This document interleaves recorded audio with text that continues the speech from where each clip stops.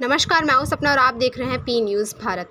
बैसवारा की धरती पर पहुंचे योगी, विकास से ज़्यादा राम पर बोले योगी बाबा अयोध्या में बिराजे रामलला, तो माफियाओं की राम नाम सत्य यात्रा। योगी आदित्यनाथ के भाषण में आई गौ माता, बोले अब भारत को कोई आंख नहीं दिखा पाता। आइए देखते हैं सुनील सिंह के साथ राजेश चौधरी की रिपोर्ट। कलम और तलवार की धनी धरती पर सूबे के मुखिया योगी आदित्यनाथ अपने उड़न खटोले से लोकसभा प्रत्याशी व लगातार 2 बार से सांसद साक्षी महाराज के प्रचार में पहुंचे। अपने संबोधन में मुख्यमंत्री योगी आदित्यनाथ ने केंद्र सरकार की उपलब्धियां जरूर गिनाई, पर उससे ज़्यादा राम मंदिर, गाय, आतंकवाद आदि उनके भाषण में ज़्यादा रहे। सोमवार को उन्नाव जनपद के भगवंत नगर में योगी आदित्यनाथ ने अपने भाषण की शुरुआत भारत माता की जय के उद्घोष के साथ किया। योगी आदित्यनाथ ने राम मंदिर निर्माण का जिक्र करते हुए बोले कि कांग्रेस और सपा ने हमेशा भगवान राम का विरोध किया है। उन्होंने कहा कि कांग्रेस कहती थी कि प्रभु राम हुए ही नहीं, जबकि सपा कहती थी अयोध्या में एक भी परिंदा पर नहीं मार सकता है। उन्होंने कहा कि सपा और कांग्रेस दोनों का दोहरा चरित्र है, इसलिए आप सभी को इन पर कभी विश्वास नहीं करना है। सीएम योगी ने कहा कि अयोध्या में जहां एक तरफ रामलला विराजमान हो गए हैं, तो माफियाओं का राम नाम सत्य होने लगा है। योगी आदित्यनाथ ने कहा, सपा और कांग्रेस आतंकवादियों और माफियाओं के ऊपर लगे मुकदमों को वापस लेती है। इसके साथ ही मुख्यमंत्री योगी आदित्यनाथ ने कहा कि यदि सफाई कांग्रेस की सरकार आ गई तो यह लोग अल्पसंख्यकों को खाने पीने की छूट दे देंगे। गौकशी की घटनाएं होंगी जिन्हें बहुसंख्यक समुदाय बर्दाश्त नहीं करेगा। कांग्रेस की स्थिति विनाश काले विपरीत बुद्धि जैसी हो गई है। कांग्रेस ने केवल पाप किए हैं। सीएम ने 13 तारीख को साक्षी महाराज को वोट देकर विजय बनाने की अपील की। सीएम योगी के कार्यक्रम में भाजपा के कार्यकर्ताओं व जनमानस की भारी भीड़ उमड़ी। भाजपा के पुरुवा विधानसभा से विधायक अनिल सिंह भारी संख्या में लोगों के साथ पहुंचे, जिनमें प्रमुख रूप से ब्लॉक प्रमुख पुरुवा, ब्लॉक प्रमुख हिलौली, ब्लॉक प्रमुख असोहा, प्रधान प्रतिनिधि सरवन वंश राजवंशल, दिनेश धवारौरा, मंडल अध्यक्ष मौरामा अरुण प्रताप सिंह, सांसद प्रतिनिधि प्रेम शंकर लोधी, मीडिया प्रभारी राम बाबू रहे। कार्यक्रम में साक्षी महाराज, पूर्व विधानसभा अध्यक्ष हृदय नारायण दीक्षित, विधायक अनिल सिंह, विधायक पंकज गुप्ता, विधायक बम्बा लाल दिवाकर, विधायक ब्रिजेश रावत, विधायक श्रीकांत कटियार, विधायक आशुतोष शुक्ला व जिला पंचायत अध्यक्ष शकुन सिंह सहित भारी संख्या में नागरिक व भाजपा पदाधिकारी उपस्थित रहे। भारत माता की, भारत माता की, भारत माता की। जगत जननी माँ भगवती चंद्रिका देवी की, जगत जननी माँ भगवती चंद्रिका देवी की। वंदे वंदे वंदे। कलम और क्रांति की पावन धरा माँ गंगा का आशीर्वाद जिस पावन धरती को निरंतर प्राप्त होता है, ऐसी पावन धरा को, जिस पावन धरा ने अमर शहीद चंद्रशेखर आजाद, राम बख्श सिंह जी, चंद्रिका बख्श सिंह से जैसे अनगिनत वीरों को जन्म दिया है, इस पावन धरा को कोटि कोटि नमन करता हूं।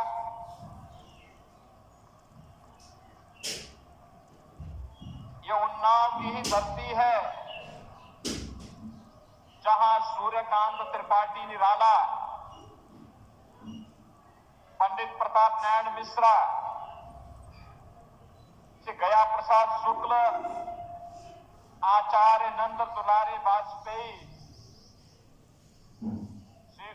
शिवमंगल सिंह सुमन और हृदय नारायण दीक्षित जैसे महान साहित्यकार पैदा हुए हैं। इस पावन धरा को मैं पुनः करते हुए अमर शहीद वीर गुलाब सिंह लोधी के इस पावन धरा को नमन करता हूं और आप सबका मैं हृदय से अभिनंदन करता हूं। हमारे सभी माननीय विधायकगण श्री पंकज गुप्ता जी, बंबालाल दिवाकर जी, ब्रजेश रावत जी, श्रीकांत कटियार जी, अनिल सिंह जी, आशुतोष शुक्ला जी, रामचंद्र प्रधान जी, उन्नाव के मेरे सभी उपस्थित बहनों और भाइयों, आज मुझे लोकतंत्र के इस महापर्व के लिए आप सबका आह्वान करने के लिए पुनः आपके बीच में आने का सौभाग्य प्राप्त हुआ है। बहनों और भाइयों, पूरे देश के अंदर लोकसभा के 2 चरण संपन्न हो चुके हैं। अब तक के 2 चरण 191 सीटों पर चुनाव हुए हैं और देश के अंदर जो रुझान है वे रुझान बताते हैं कि फिर एक बार मोदी सरकार। लोग जहां कहीं भी जाए एक ही बात कहते हैं, मोदी सरकार लाने के लिए लोगों के मन में एक नई उत्सुकता है और ये अचानक नहीं है।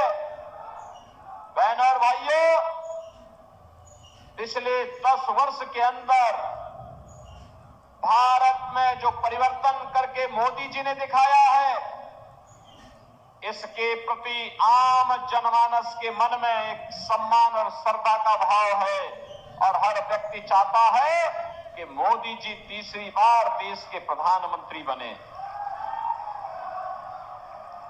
बहनों और भाइयों, देश के अंदर भारत का वैश्विक मंच पर सम्मान दिलाने का मामला हो या देश की सीमाओं को सुरक्षित करने का,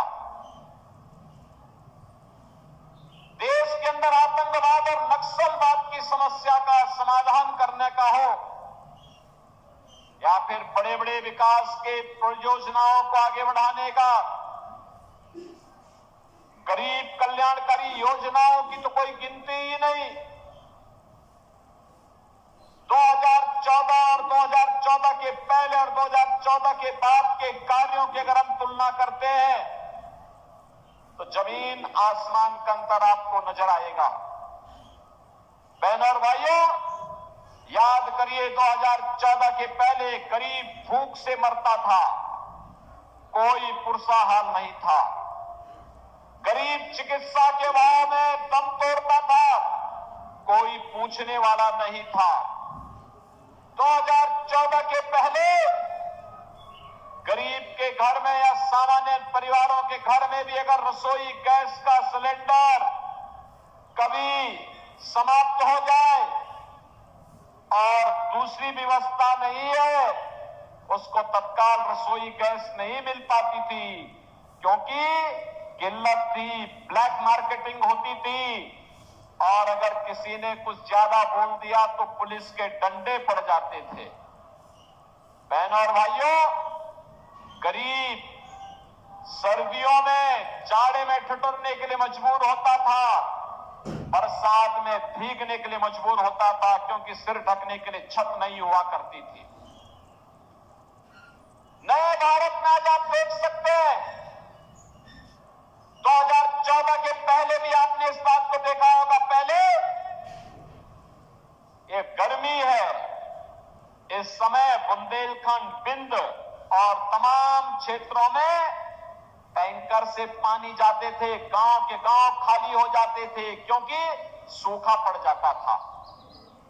बहनों और भाइयों, 2014 के बाद का भारत, आज 80 करोड़ लोग देश के अंदर फ्री में राशन की सुविधा प्राप्त कर रहे हैं। 80 करोड़ लोग, 60 करोड़ लोगों को आयुष्मान भारत की सुविधा मिल रही है। के जनधन अकाउंट खुल गए। अगर ये 7 करोड़ लोग जिन्हें आयुष्मान भारत की सुविधा प्राप्त हो रही है, इनमें से या इसके पर अगर कोई अन्य व्यक्ति कभी उसके परिवार में कोई बीमार होता है, सुविधा नहीं, उसके पास इतना साधन नहीं, अगर वह हमारा विधायक, सांसद या कोई पदाधिकारी निश्चिंत होकर के अपना उपचार कराओ। जब सरकार साथ में खड़ी है तो चिंता की कोई बात नहीं। बहनों और भाइयों, किसान सम्मान निधि प्राप्त कर रहा है। 2014 के पहले किसान आत्महत्या करता था, नौजवान पलायन करता था। आपने देखा होगा कि अकेले उत्तर प्रदेश में हम लोगों ने 6.5 लाख नौजवानों को सरकारी नौकरी दी, 61 लाख नौजवानों को निजी क्षेत्र में वेद में नौकरी की सुविधा प्रदान कराई, 2.25 करोड़ हस्तशिल्पी, कारीगर और स्टार्टअप स्थापित करने वाले नौजवानों को और उद्यमियों को हम लोगों ने स्वतः रोजगार के साथ जोड़ने का काम किया। और प्रधानमंत्री मोदी जी के नेतृत्व में विगत 1 वर्ष में भारत सरकार ने 10 लाख युवकों को नौकरी उपलब्ध कराने का काम किया है। बहनों और भाइयों, आज नौजवानों के लिए नई नई योजना, प्रधानमंत्री स्टार्टअप की योजना, प्रधानमंत्री स्टैंड अप की योजना, प्रधानमंत्री मुद्रा की योजना, उत्तर प्रदेश के अंदर स्वामी विवेकानंद तकनीकी सक्षमता की दृष्टि से टैबलेट वितरण के कार्यक्रम, यही अंतर है। समाजवादी पार्टी की जब सरकार थी, वह नौजवानों के हाथों में तमचे पकड़ाता था, उसके जीवन के साथ खिलवाड़ करती थी सरकार। और आज हमारी सरकार टैबलेट पकड़ा रही है, नौजवान के हाथ में टैबलेट, स्मार्ट युवा बने। बहनों और भाइयों, एक तरफ विकास के कार्य, गरीब के मकान बन गए, और मोदी जी ने तो यह भी कहा है कि 4 करोड़ गरीबों के मकान बने, बाकी जितने बचे होंगे अगले 5 वर्ष के अंदर उनके सबके मकान बन जाएंगे। आप भी जाके बोलिए, आश्वासन कर सकते हैं, किसी भी गरीब को अगर किन्हीं कारणों से छूट गया है, अगले 5 वर्ष में उसके मकान बनेंगे। जिसके बाद कार्ड में 70 वर्ष से ऊपर का हर व्यक्ति आयुष्मान भारत के कार्ड का भागीदार बनेगा। जिसके बाद राशन कार्ड नहीं, 100% राशन कार्ड, जिसके घर में कोई रोजगार नहीं, उसको 100% रोजगार की व्यवस्था ये सरकार कराने की व्यवस्था करने जा रही है। बहनों और भाइयों, सुरक्षा भी है, सम्मान भी है, विकास भी है और गरीब कल्याण भी है। आतंकवाद का सामना कैसे होता है और कैसे उसका खात्मा होता है, कश्मीर में धारा 370 समाप्त करके मोदी जी ने बता दिया कि देश के अंदर दृढ़ इच्छा शक्ति के अभाव में पिछली सरकारें नहीं कर पाती थी, मोदी जी ने करके दिखा दिया। डॉक्टर श्यामा प्रसाद मुखर्जी बलिदान हुए थे कश्मीर को लेकर के, तब भारतीय जनसंघ और भारतीय जनता पार्टी का कार्यकर्ता नारा लगाता था, जहां हुए बलिदान मुखर्जी व कश्मीर हमारा है, ये नारे लगते थे। और आज क्या है, आज तो बहनों और भाइयों, कश्मीर विकास की मुख्य धारा के साथ जुड़ चुका है, आतंकवाद का खात्मा हो गया है।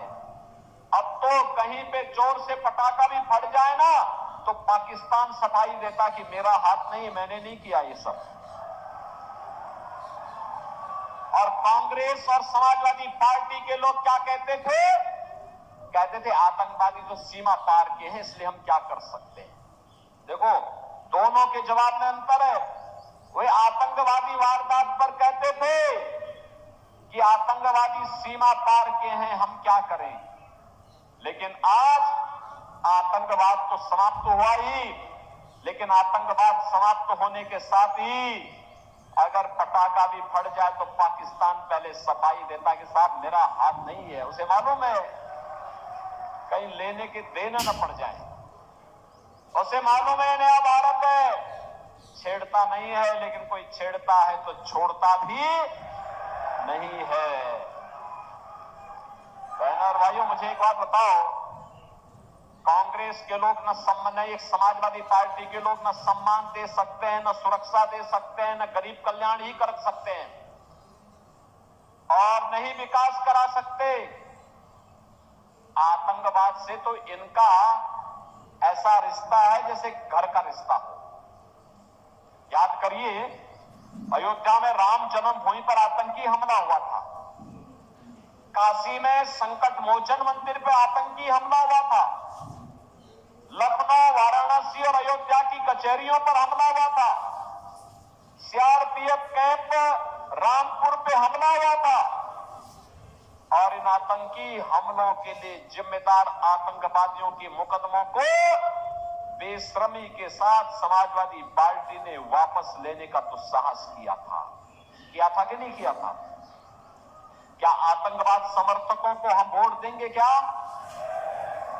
आतंकवादियों के विरोध के पक्ष में हमारा वोट जाएगा? क्या आने वाली पीढ़ी कभी माफ नहीं करेगी। दूसरा, भगवान राम के सब द्रोही हैं, और हमारा तो संकल्प होना चाहिए, जाके प्रियन राम वेदेहि तजिए ताहि कोटि बैरी सम जगदपि परम स्नेही। जो राम का विरोधी है वह हमारा विरोधी है, चाहे वह हमारा सगा ही क्यों ना हो। अगर वह राम का विरोध कर रहा, हम उसके खिलाफ खड़े होंगे। कांग्रेस और सपा का तो इतिहास ही राम का विरोध करने का है ना? कहते थे राम हुए ही नहीं। क्या कहते थे? कहते थे राम हुए ही नहीं। क्या कहते थे? कि अयोध्या में कोई परिंदा भी नहीं पर मार सकता। और आज जब अयोध्या में रामलला विराजमान हो गए तो अब ये स्वर बदल गए, कहते राम तो सबके हैं। ये दोहरा चरित्र इन लोगों का है। बहनों और भाइयों, इन पे कभी विश्वास मत करना, कभी विश्वास मत करना। तीसरा, कांग्रेस जो इंडी गठबंधन का सबसे बड़ा भागीदार है, इसका घोषणा पत्र तो देखो। वो क्या कहता है? कहता है अगर कांग्रेस नेतृत्व की सरकार बन गई जिसमें समाजवादी पार्टी भी ढोल बजाने का काम करेगी, तो इंडी गठबंधन क्या करेगी? अल्पसंख्यकों की रुचि के अनुसार खान पान की पूरी स्वतंत्रता देगी। बहनों और भाइयों, मैं पूछना चाहता हूं, ये अल्पसंख्यकों की रुचि के अनुसार खान पान क्या होता है? अरे सामान्यतः सादी भोजन तो वही है जो बहुसंख्यक खाता है, वही अल्पसंख्यक भी खाता है। मैं जन्म विपासना विधियां गौ मांस का भक्षण नहीं करती हैं, गौ को माता मानती हैं। और कुछ लोग ऐसे हैं जो हिंदुओं को चिढ़ाने के लिए गौ हत्या करते हैं, गौ मांस का भक्षण करते हैं। क्या कांग्रेस गौ मांस को भक्षण करने की छूट देगी क्या? और अपना वोट देके पाप करेंगे क्या इस पाप में भागीदार बनेंगे? तो समझाइए घर घर जाकर के कि कांग्रेस विनाशकाले विपरीत बुद्धि, यानी जब व्यक्ति की मृत्यु नजदीक आती है तो कम से कम तब तो वह सुधर जाता है, तब तो वह सद्बुद्धि आती है उसको।